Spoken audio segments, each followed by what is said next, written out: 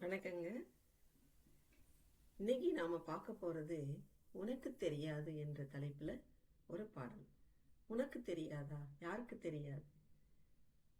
தலைவியானவள் தோழியிடம் உனக்கு தெரியாதுன்னு சொல்றா. என்ன தெரியாதுன்னு சொல்றா? தலைவனுடைய அன்பை பற்றி உனக்கு தெரியாதுன்னு சொல்றா. ஏன் தெரியாதுன்னு சொல்றா அப்படின்னு பார்த்தா அதுக்கு ஒரு காரணம் இருக்குது. தோழி சொல்றா, தலைவனை அவனுக்கு உன் மேல எந்த அன்பும் கிடையாது, சும்மா ஏதோ வரான், அந்த நேரத்துக்கு இந்த சமயத்துக்கு உன்னை பார்த்து பழகிட்டு போறான், அவ்வளவுதானே தவிர மற்றபடி உன் மேல அவனுக்கு நிஜமான அன்பெல்லாம் கிடையாது அப்படின்னு தோழியானவள் தலைவியினுடைய தலைவனை இழித்தும் பழித்தும் பேசுகிறாள். என்னதுங்க, நீங்க தானே சொன்னீங்க தலைவன் தலைவி பழகிறதுக்கு சந்திக்கிறதுக்கு எப்பொழுதுமே தோழி தான் உதவி செய்வான்னு. ஆமா, தோழி தான் உதவி செய்வா.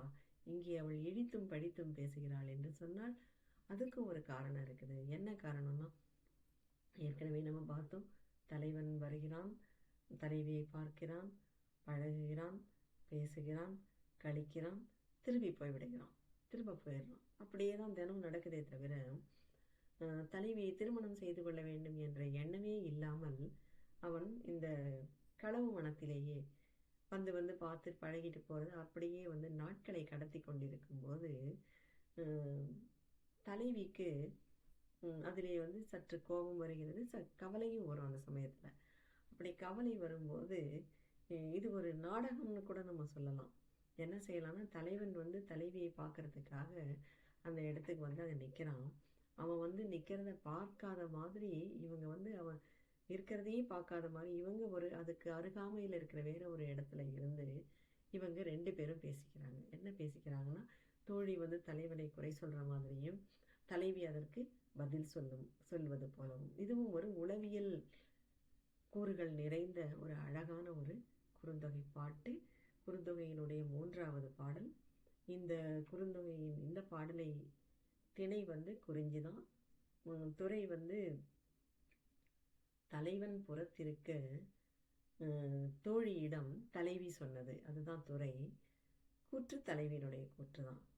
இந்த பாடலை எழுதியவர் தேவகுலத்தார் என்கின்ற ஒரு புலவர். இந்த ஒரு பாடல் மட்டும்தான் குறுந்தொகையில இவருடைய பாடலாக நமக்கு காண கிடைக்கிறது. நீ பாடலுக்கு போகலாங்க.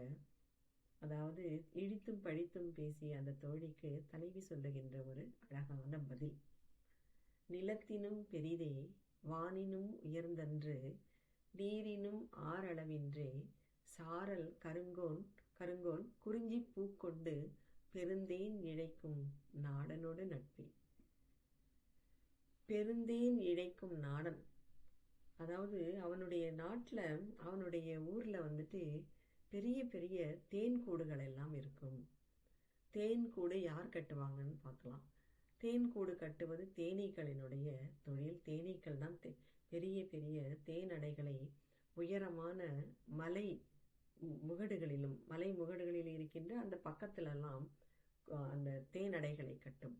அது மட்டும் இல்லாமல் உயர்ந்த மரக்கிளைகளிலே கூட தேனடைகளை அந்த தேனீக்கள் எல்லாம் கட்டும். அப்ப தேனீக்கள் நிறைய தேனடைகளை எல்லாம் தேன்கூடுகளை எல்லாம் கட்ட வேண்டும்னு சொன்னா அந்த இடத்துல நிறைய தேன் இருக்கணும். நிறைய தேன் இருக்கணும்னு சொன்னா நிறைய பூக்கள் இருக்கணும். நிறைய பூக்கள், பலவிதமான பூக்கள் மலர்ந்திருக்கின்ற மலைச்சாரல். அந்த மலைச்சாரலில் இருந்து, அதுவும் எப்படிப்பட்ட பூக்களிலே இருந்து எடுக்கின்றன என்று பார்த்தால், குறிஞ்சி பூ 12 ஆண்டுகளுக்கு ஒரு முறை மலரும்னு பார்த்திருக்கிறோம். இந்த சமயத்துல தலைவியும் தோழியும் பேசிக்கிட்டு இருக்கிற இந்த சமயத்துல அந்த 12 ஆண்டுகளுக்கு ஒரு முறை மலர்கின்ற குறிஞ்சி பூக்கள் மலைச்சாரல் முழுவதும் பூத்திருக்கின்றன. அதனால அதை ஒரு உவமையாக்கி இங்கே தலைவி சொல்லுகின்றாள். நிலத்தினும் பெரிதே, அவனுடைய நட்பை, அவன் என் மீது கொண்டிருக்கின்ற அந்த காதலை, அன்பினை நீ அழித்து பேசிவிட்டாய். அவனுடைய அன்பு எப்படிப்பட்டது அப்படின்னு பார்த்தா, நிலத்தினும் பெரிதே, இந்த உலகத்தை விடவும் பெரியது.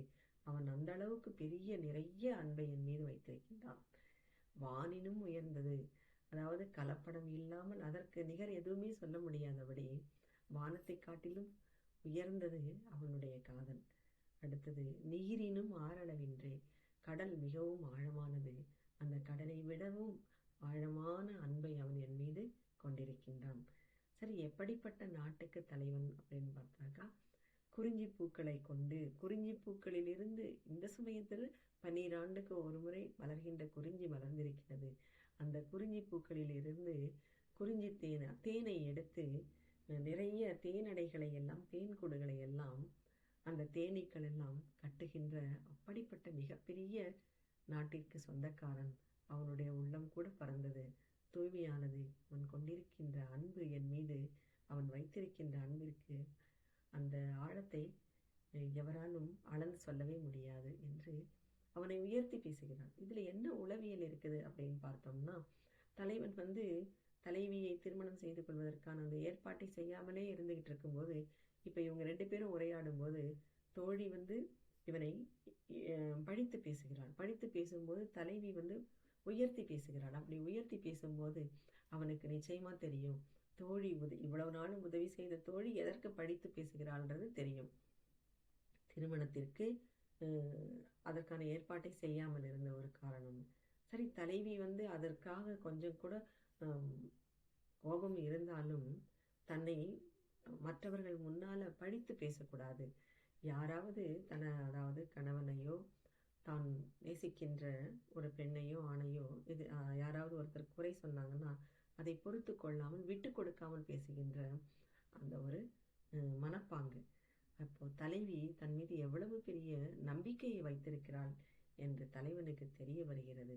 அதனால் அவன் திருமணத்திற்கான ஏற்பாட்டை விரைந்து செய்வான் என்பது இங்கே இந்த பாடலினுடைய உளவியல் கூறு.